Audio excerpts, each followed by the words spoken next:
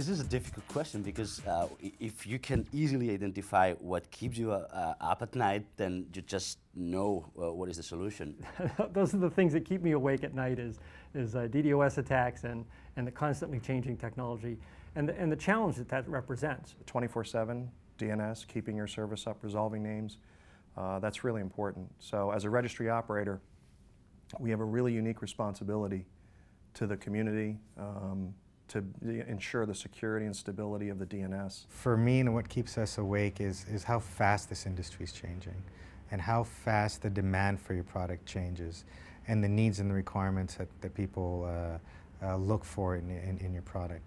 There's auxiliary services, secondary markets with what people do with your domain name. You have to be on top of that. I would say the things that keep me awake at night, as a top-level domain registry, the kinds of things that probably would keep anyone awake at night are your renewal rates holding up.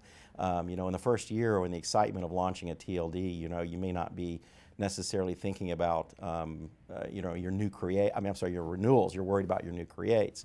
So you really need to be aware of the fact that you need to continue to project that value that you have to consumers over the long term, which means renewal rates. Paying attention to what your metrics are in terms of how you're growing your registry.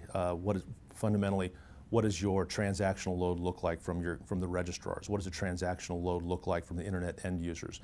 How do you get out in front of that to plan for the future, to invest in your technology, to invest in your infrastructure such that you are able to handle the growth as you move forward? What should keep registries awake is competition.